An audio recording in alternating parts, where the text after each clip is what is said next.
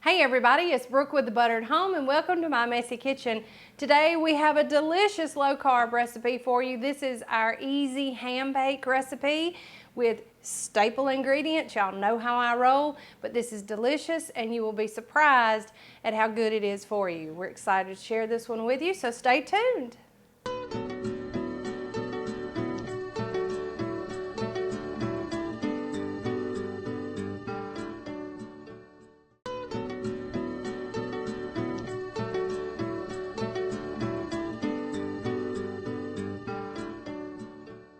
So I have a 9 by 13 baking dish here, and I'm just going to spray lightly with just a little oil and have it to the side.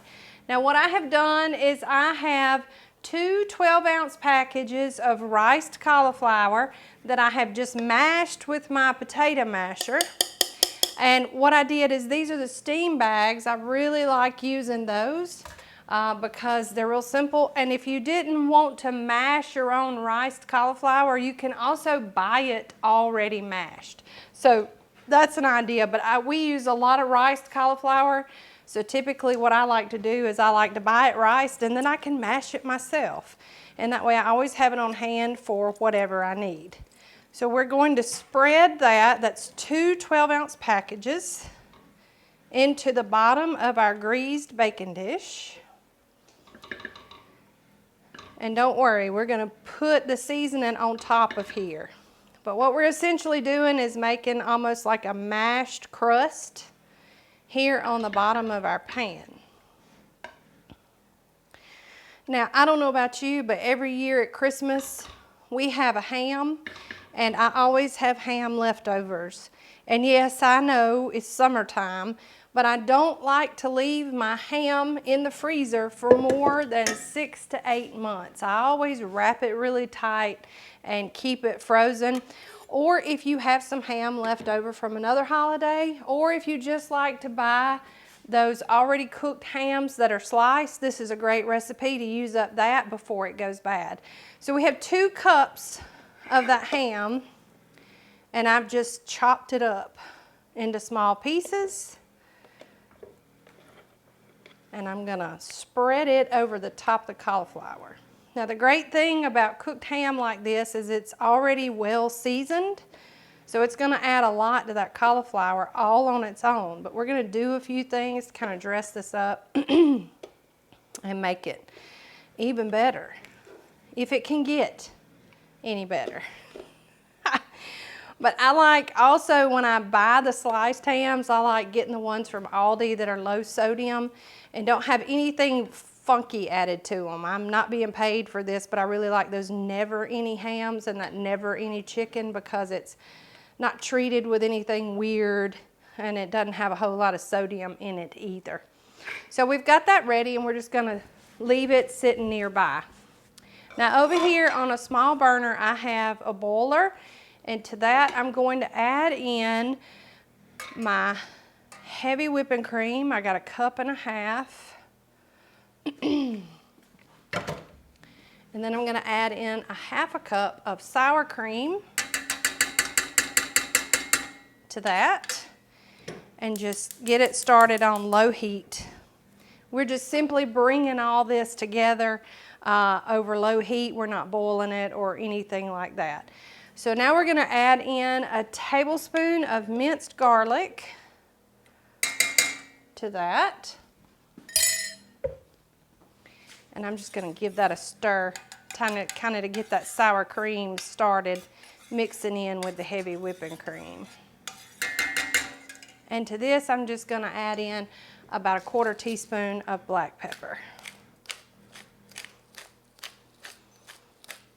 So this right here is where you can get creative. You can add some different seasonings. Brown sugar would be nice with this since we're doing the ham, but that would tend to steer it more away from the low carb unless you use like a brown sugar alternative, and that can be done too. But we like to show you just the basics of our recipes just to get you started and give you a good really recipe if you wanted to follow it verbatim to have, but also get you thinking about how you can make it different and new make it on a different night. All right, now to this, I have about 2½ cups of shredded sharp cheddar. And I'm just gonna add that in. We're essentially making a cheese sauce, a cheese and cream sauce to go with our ham bake. And we just want to cook this over low heat just until that shredded cheddar melts and becomes one with the sauce. And it shouldn't take more than a minute or so. And I like doing this with a spoon instead of a whisk because once that cheese starts to melt, I know I found this out for years and years making steak and potato soup, that you don't want to whisk it once you add the cheese in because then you get a big ball of cheese on your whisk. So that's one of the many little kitchen things that I've learned from cooking over the years.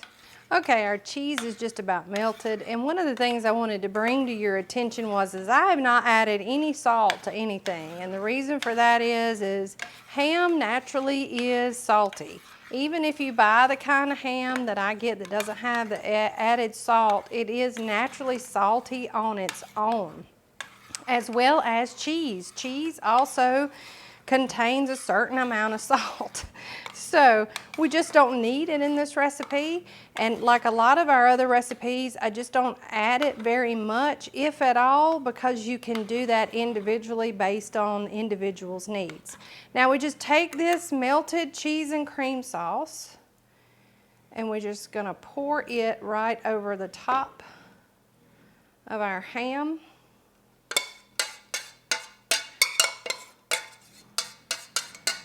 Making sure that it's all nice and covered. All our edges are covered. And then I have a cup of cubed mozzarella cubes. You can buy these already cubed, or if you're like me and you grate your own mozzarella from time to time, you can just take your remnants of it and just cube it up. And then we just want to spread that over the top. I know, it seems like cheese overload, but once this cooks, I promise you'll be very, very happy. This is great for a weeknight meal. It also could be very good for breakfast.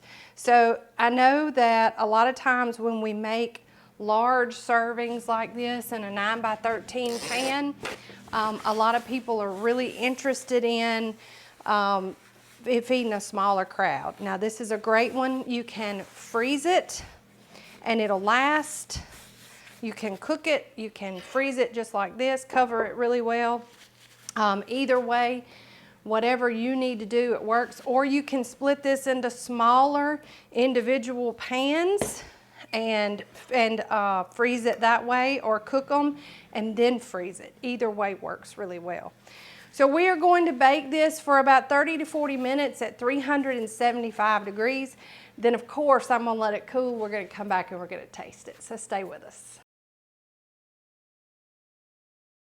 All right, everybody, we are back. We finished about a 30-35 minute cook time, and this easy ham and cheese bake is ready for us to taste.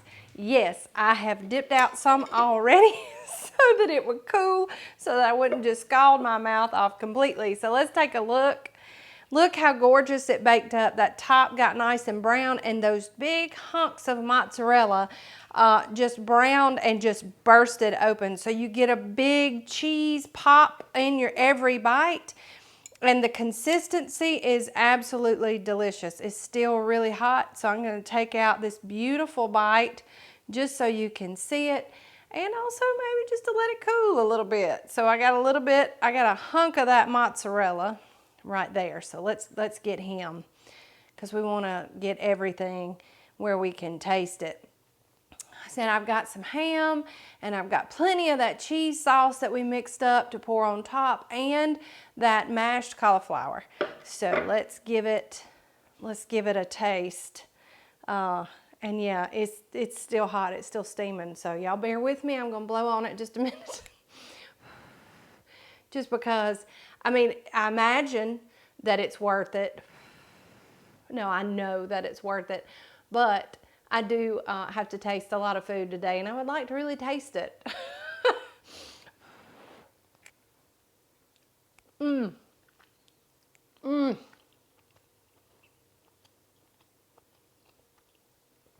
So I left just some of that cauliflower because I want to taste it, because we didn't season it at all, right? Perfect. It's cooked, it's soft, it's almost like mashed potatoes or grits even. A real creamy set of grits.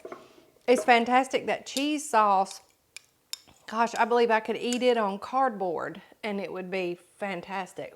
Let's have another bite.